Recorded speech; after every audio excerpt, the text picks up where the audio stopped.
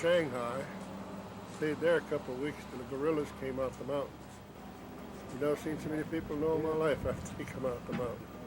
There must have been 2-3 million of them on the streets. Went up all the way to Shanghai, and 4.5. We stayed there. We stayed there 2-3 days, didn't we? long enough for me to go there and get in trouble. Yeah. I remember those red chickens they used to have hanging up. Hanging up, yeah. Boy, those are the best eating things for drink with beer, you know, eating with beer. I'll tell you the thing that got me is when these farmers would come in with their cattle to the stores. The butcher would come out and look at the cow or whatever he's going to buy, and if he liked it, he'd kill it right there and cut it. Leave the guts and all right in the street. And take his meat and put it in the butcher shop, all right in. That's how they did it over there. Couldn't believe what I saw. Another thing was fascinating in Shanghai, China to me is whenever you're going up the street, you had to walk out in the street or take a rickshaw. Yeah. You couldn't walk the sidewalks. Then when you'd go to pull your wallet out or something like that, boy, you gather around you like I don't know what. Oh, yeah. Correct. And you always had to say, Sheila. That means get the hell away. Get the hell away. I never. But anyway, I was in a movie one time and I had a picture of stuff like that there. And just out of the blue sky, I hollered right out. I caught myself afterwards. Tell them what you used to do in Shanghai when you get them rickshaws. They had them Arabian cops. And them guys were 7 foot tall. And them Chinese, if they give you any trouble, them cops would just walk in there and them Chilean and whack them down, put them right out. I was on shore patrol duty one night. I heard a commotion outside where I was stationed. I went out and there was a Chinese pilot pummeling a little rickshaw driver and accusing him of asking him for money. He was too good for that.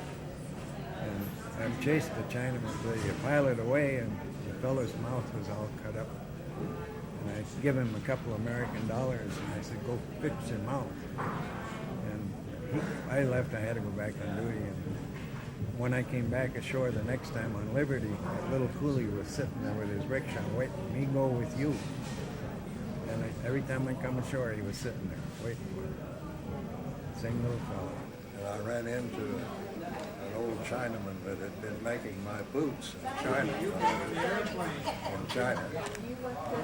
I had him make 6 pair of boots. His name was No Squeak Young. I was surprised that I ran right into old No Squeak. When we got into Shanghai, we brought Chinese tailors aboard ship to fix our uniforms for us. And when it came mealtime, they got hungry, so they sat them down. We had spaghetti for dinner, and those guys sat down and they ate, and they ate, and they ate until they got sick. They couldn't eat anymore. They had to quit for the day, tailoring and everything. They had to bring them back to make the stage because they ate too much. They'd never been fed like that in their life, I don't think.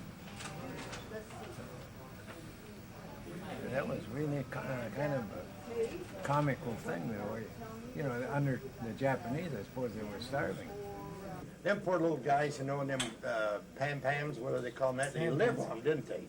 Yes. And they'd catch all the slop coming out of our ship. Oh, yeah. All our food, they made them stop. Then we had orders to shoot them. If they come over at night, try to get that slop, the skipper said, shoot them. How are you going to shoot a bunch of 400 kids? You watch them fishing. They had a net and Oh, geez. all wound up with a hook about every foot, and they'd wheel it out as a tide went out. As the tide come in, they'd wheel that in, and they'd find a little fish. Yeah. And there was rotten. Oh, the guts, eyes, and everything, and just dried right up, and they were selling them. I can remember being. I think we went on the 14th story of a hotel there to eat. I mean, we weren't allowed That's to have. probably the Park Hotel. We wasn't allowed to eat anything that wasn't cooked. Cooked. And us guys got together there, and we were having this meal with hot tea. And somebody got the idea, we're going to have some sherbets. So we ordered sherbet. We're sitting there eating that sherbet and drinking that hot tea. And the chef come over and he said, "Man," he said, "you Americans must have cast iron stomachs." And I said, why? He said, if we done what you're doing there, eating that cold ice cream and then putting that hot tea on top, he said, we'd bend over and probably die. It would kill us. The stuff that they ate on the street down there would kill us. Kill us, yeah. There was a bunch of us guys sitting in a restaurant in Shanghai, and they furnished the girls to sit around for us to dance. And one of the fellas, well, none of us thought that the girls could understand anything we said, but one of the fellas took advantage of it and started calling them girls' names and everything else. A little while later, one of the little Chinese girls says, "Me understand what you say." I've never seen a guy turn so red and all like that. I didn't think when I was in Honolulu that anything would have anything to do with Chinese girls and that. I mean, Japanese girls.